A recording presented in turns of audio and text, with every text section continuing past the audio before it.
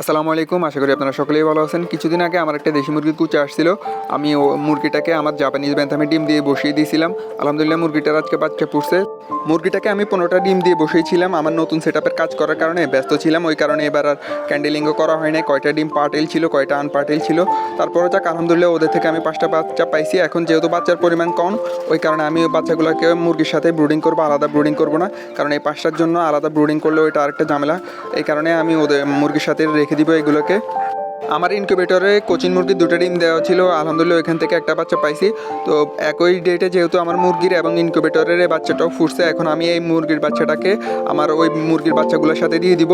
এখানে আমার যে সিলভার কোচিংগুলো দেখতেছেন, এইগুলো ডিম পাড়ার পরে এইখানে কুচে বসে থাকে।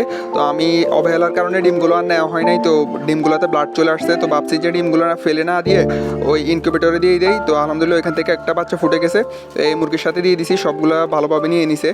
এখন আমি মুরগির বাচ্চাগুলো যেহেতু আজকে ফুটছে, এখন লাইসোবিটের পানি দিয়ে দিতেছি মুরগিগুলোকে। তো এখানে আমি পরিমাণ মতো লাইসোবিট নিয়ে নিছি একটা নির্দিষ্ট পরিমাণ পানির সাথে, কারণ আমার তো 1 লিটার পানি এখন প্রয়োজন নেই। তো এখন মুরগিগুলোকে পানি আর খাবার দিয়ে দিব। আমি মুরগির বাচ্চা ফুটে বের হওয়ার পরে ওদেরকে লাইসোবিটের পানি অথবা গ্লুকোজ পানি দিয়ে থাকি, যাতে করে মুরগির বাচ্চাগুলো দুর্বল থাকলে ওই দুর্বলতাটা কেটে যায়। তো পানি দেওয়ার কিছুক্ষণ পরে আমি ওদেরকে খাবার দিয়ে দিতেছি।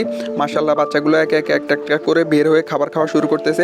আর আপনারা যারা ভিডিওটি দেখতেছেন অবশ্যই মাশাআল্লাহ বলবেন, এতে করে বদনজরের হাত থেকে আমার পোষা প্রাণীগুলো রক্ষা পাবে। তো এইখানে আমার মুরগির বাচ্চাগুলো আস্তে আস্তে খাবার খাচ্ছে। আর এখানে আমার একটা জবা ফুল গাছ আছে, ওই গাছটাতে আজকে 2টা ফুল ফুটছে। এখন আমি আমার ঘরের ভিতরে যে মুরগির বাচ্চাগুলো থাকে ওই সবগুলো বাচ্চাকে নিয়ে আসতেছি, ছাদের উপরে রোদে দিয়ে রাখবো।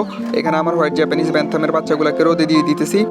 প্রতিদিন সকালে আমি ছাদে আসার সময় বাচ্চাগুলোকে নিয়ে আসি এবং বিকালবেলা যাওয়ার সময় নিয়ে যাই। ইনশাল্লাহ খুব শীঘ্রই আমি আমার রুমের ভিতরে যে মুরগিগুলো আছে ওইগুলোকে আমার উপরের নতুন সেটআপে শিফট করব, যার কারণে আমি মুরগির বাচ্চাগুলোকে বেশিরভাগ সময় উপরে রাখি, যাতে করে ওরা ওয়েদারের সাথে অ্যাডজাস্ট হয়ে যায়। কারণ আমার রুমের ভিতরে একরকম ওয়েদার ছিল এবং উপরে আরেকরকম ওয়েদার চেঞ্জ হলে মুরগিগুলোর সমস্যা হইতে পারে।